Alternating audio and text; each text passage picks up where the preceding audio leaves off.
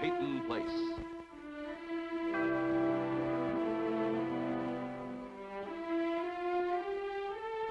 Starring Dorothy Malone as Constance Mackenzie, Warner Anderson as Matthew Swain, Ed Nelson as Michael Rossi, Mia Farrow as Allison Mackenzie, Ryan O'Neill as Rodney Harrington, and Barbara Parkins as Betty Anderson. Peyton Place.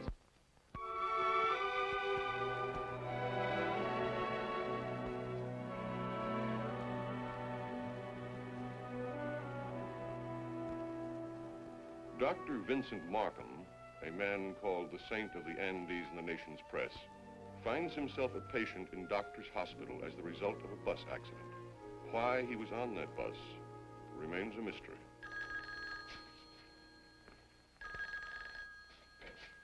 Yes.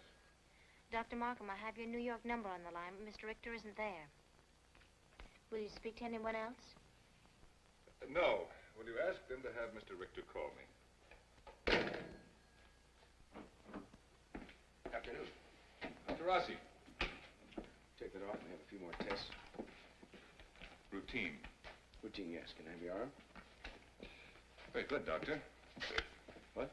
No bedside manners. Very professional. Well, I play no favorites. All my patients get the same cold, calculating approach.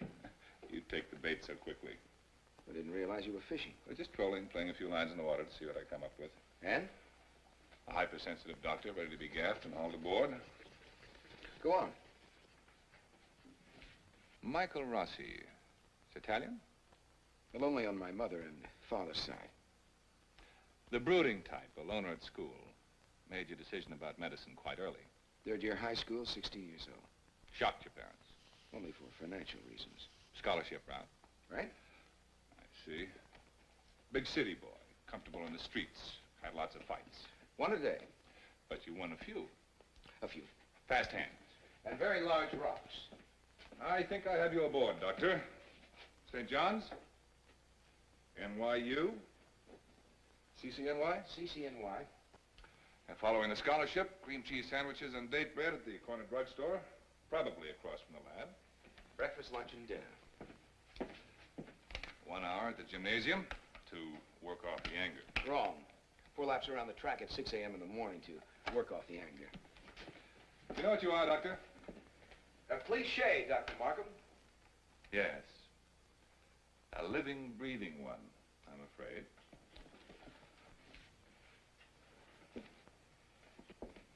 All right. How about you? About me? You went to a fancy prep school. Now, fancy bothers me, but I'll buy the rest. You made a decision early in life. 15 years old. First term. You made a decision early in life to hate your family, your home, your background, and the clothes on your back. And to hate it with a passion. Observations involving my family are uncalled for. Oh, I'm sorry. I was just trolling.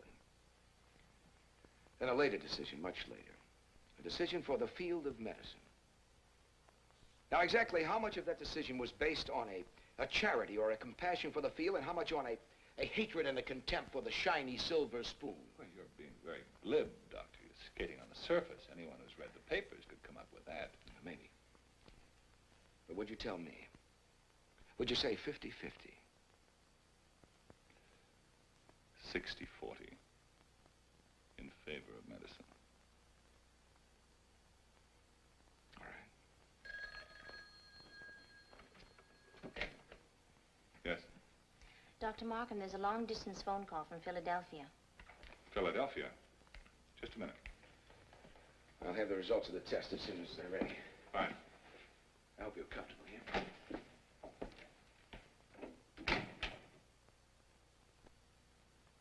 Who's calling?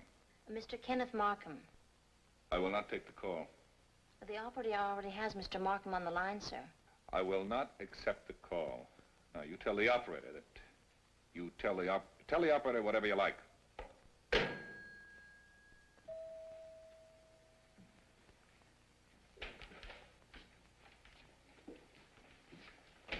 Michael. Yes. Getting everything from Markham?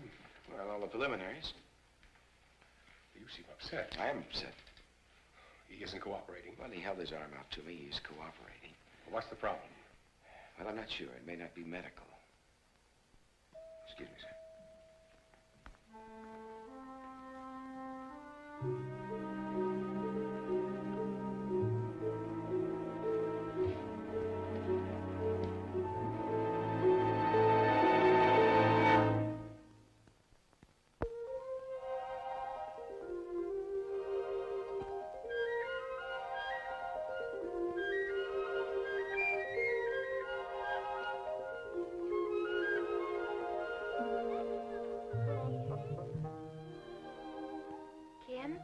Would you like to go play with the other children?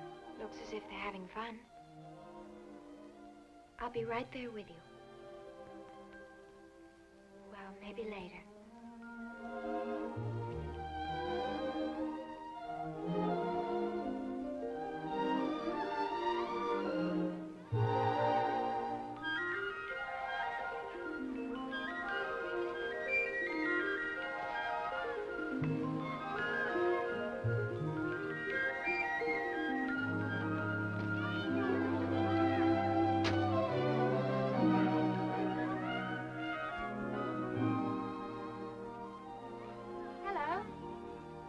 Afternoon, ladies. Well, I'm glad I drove by. Who brought whom to the playground? I brought Kim. That a fact? Well, maybe I've interrupted something. Here, Miss Schuster, is this better? Her mother didn't want me to bring her. She was worried. How come? Well, in New York, all of her classmates were deaf, too.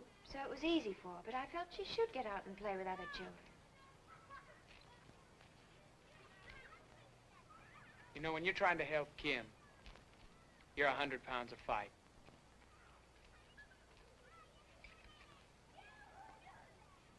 Kim, would you like to change your mind and go play with them? Come on. Come on, Miss Schuster.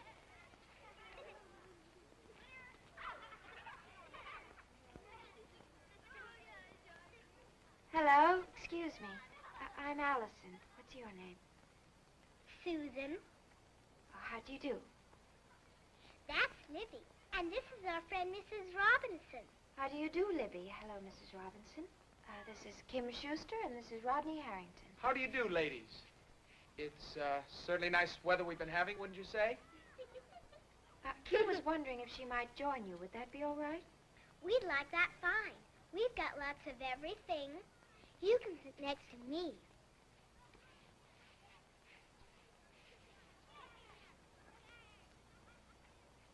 Cream or lemon? She can't hear you, but she can understand you if she can see your mouth when you talk. My grandmother can't hear you either, but she talks a lot. Can you talk too? She can talk. I don't think she feels like it. Not right now, anyway. That's okay. Mrs. Robinson is such a chatterbox. It's hard for anyone else to get a word in. Have a watercress sandwich? Shall we leave the ladies to their pleasure? I'm not sure. Look, we'll just sit over there on the bench and you can keep an eye on Kim. All right. Excuse us.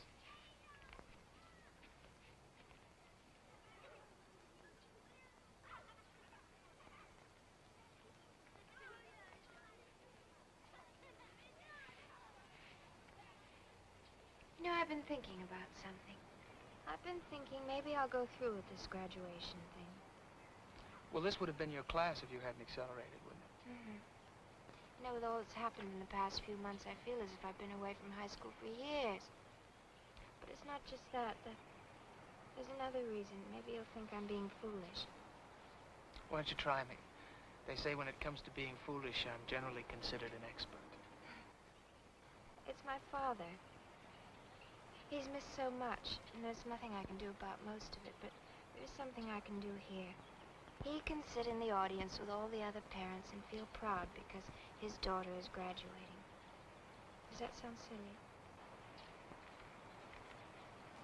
No. No, it doesn't sound silly at all, Allison.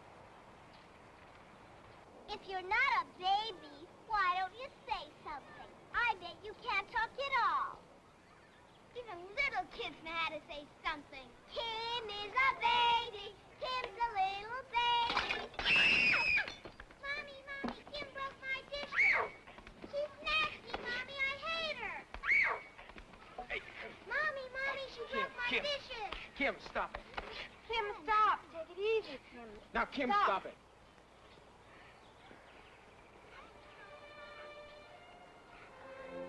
£100 isn't enough.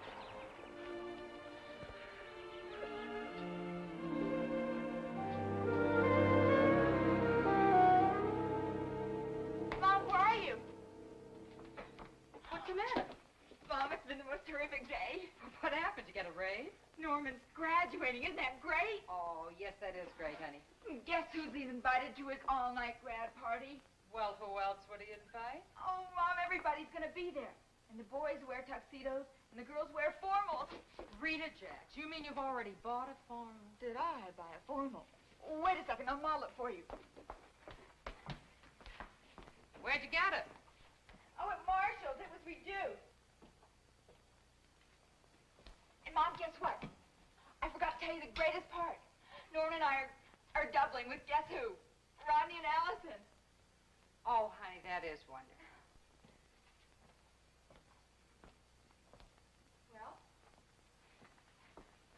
Well, it's too long, honey.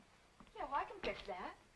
And it's too full in here. It needs to be taken in here and here, too. Well, there's time for Mrs. Volney to do it right. She'll do it for me. I don't want you to be falling apart in front of all of those people, you know. I want you to be just right. And I want you to get your hair fixed. And you can get a manicure, too. And it's on me. It's all on me. I want to. It's been a long time, honey, since I've helped you. Mom, you've helped me. You've been good to me. Yeah, as long as you stayed out of my way. Last night, when Elliot Carson was talking about going after Joe Chernak... Mom, there's nothing to worry about. Joe won't bother me again. No, I mean, it suddenly dawned on me that he was talking about you. He cared about my daughter. He wanted to protect my daughter. Mom? Joe? Mom, he wouldn't. Who is it? Special delivery letter for Miss Rita Jacks. Miss Jacks, it's me, Norman. Oh, I'm sorry. Come on in, Norman. What's going on? Norman, this is my new dress. Isn't it What's going on? I forgot. You're not supposed to see it until the night. Oh, honey. Oh, honey, that's for when you're wearing a wedding dress, not a formal. Well, I just came by to say hello. Hello. And how are you, and what color flowers would you like? Flowers? For your dress.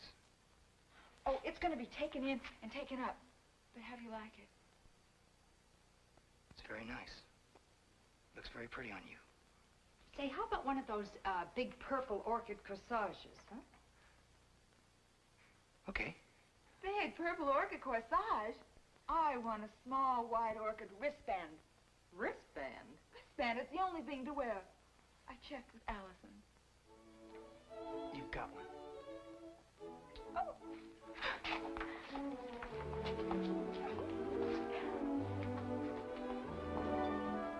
Okay, Prince Charming, tomorrow. We've got a lot to do tonight. Okay.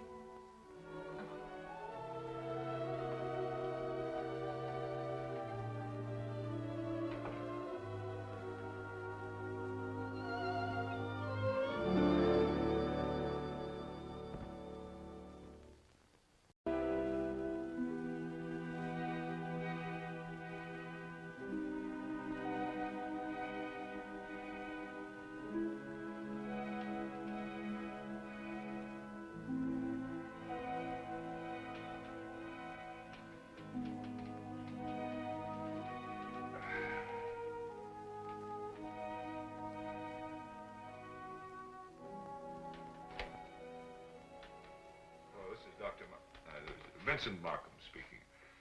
Are there any calls for me? There's nothing from the Merriman Foundation? All right, thank you.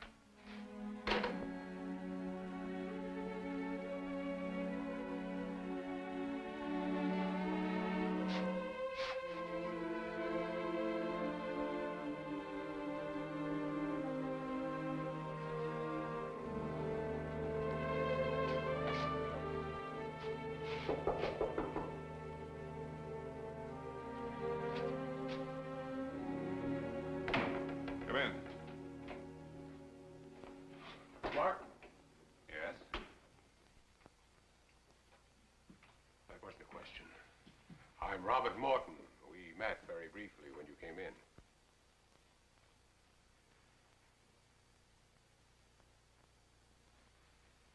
How do you do? I'm afraid I wasn't in a very attentive frame of mind. How are you feeling? Oh, I'm pampered. Dr. Rossi's very thorough. Yeah, excruciatingly so. Our facilities must seem overwhelming compared to Peru. Frustrating would be the more apt word. I suppose so. Still, what you're doing down there, financing the entire operation out of your own pocket. No, thank you. It's very commendable. Not very commendable when you had the money to begin with. Especially since you didn't earn it. Seems you've earned the use of it. Well, perhaps when you feel up to it, we might discuss your work more fully.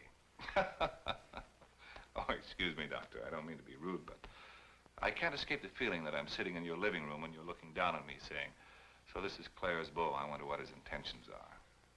Only I'm not Claire's beau. And this is hardly the time or the place to be asking if my intentions are honorable.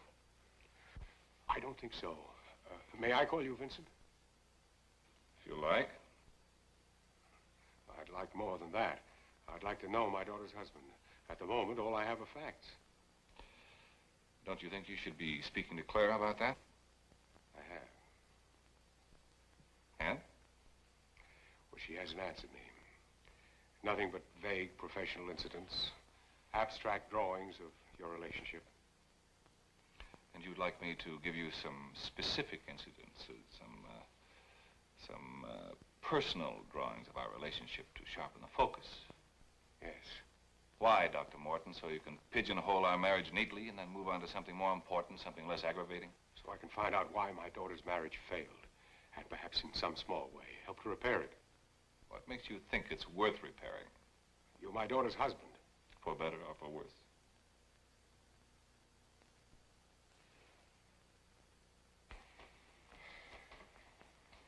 I'm sure that sounds terribly conventional, but that's the way I feel.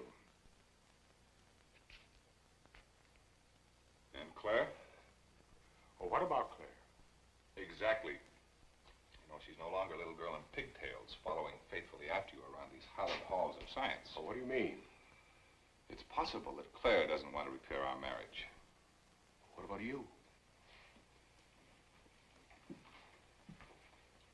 Why did you come here, if not to persuade Claire that she was making a childish and impetuous mistake? That's an interesting technique, Doctor, to ask a question and supply the answer you most like to hear. Then I'll simply ask the question, why did you come? I came to find out why Claire ran away, if I could. You found the reason? I should think you would be more able to supply the reason than I. Are you implying that somehow or other I'm responsible for this failure? Would you say it was a possibility? I've discovered I know very little about my daughter. Then we have something in common, Doctor. Is that all we have in common? Are we opponents? Claire's filing for a divorce. I won't contest it. That's a private call, if you don't mind.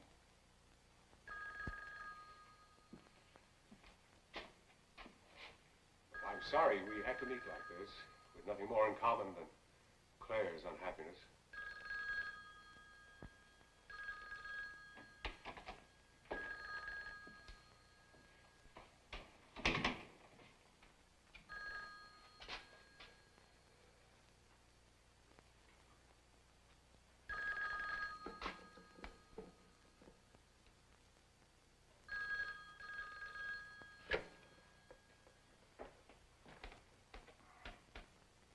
Yes. Dr. Markham, they're ready with your call to the Merriman Foundation. Yes, Mr. Richter's on the line. Thank you. Oh, if I don't get relief from this telephone soon. By the way, Dr. Morton, has that darling little boy in 14A come out of the anesthetic yet? Yes, a few minutes ago. Oh, good. That call you just put through, you did say Richter. Mm-hmm. No, I promised I'd visit him as soon as... Is it Carl Richter? Oh, just tell me, is he talking to Dr. Markham? I'm sorry, but I'm not permitted to give out any information about the patients to anyone except... Immediate family, I know. Dr. Markham is my husband.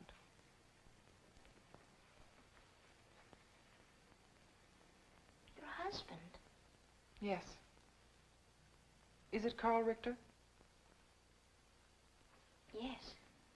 And it was Richter who placed the call to Dr. Markham, wasn't it? No, your husband placed the call. Thank you. Dr. Morton.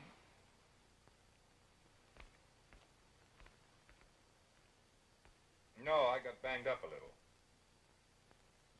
No, that will not be convenient. Well, I'm interested in meeting your board of directors, but I'm more interested in our meeting. When? All right, then. That's definite, Mr. Richter.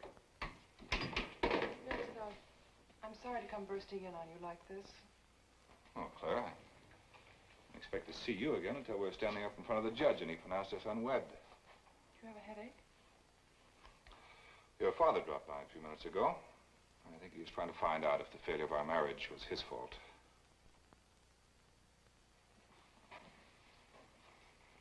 Is there something I can get you? Aren't you on duty late tonight, Claire? I don't recall your being that conscientious in Peru. I could rub your neck and shoulders. That might help. Oh, a massage. It's very considerate of you, Claire. I'd love a massage. Here. Sit down over here and I'll... You can put it on my hospital bill.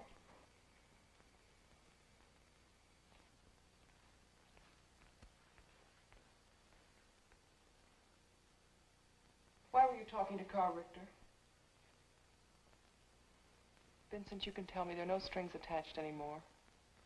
I should have thought by now you'd have become aware that I have no intention of becoming involved with Mr. Richter or the Merriman Foundation with its cost accounting approach to the treatment of disease. Then why did you place the call to Richter? You think under the circumstances you have any right to become concerned with my affairs? If you don't mind, I'd prefer no company at the moment.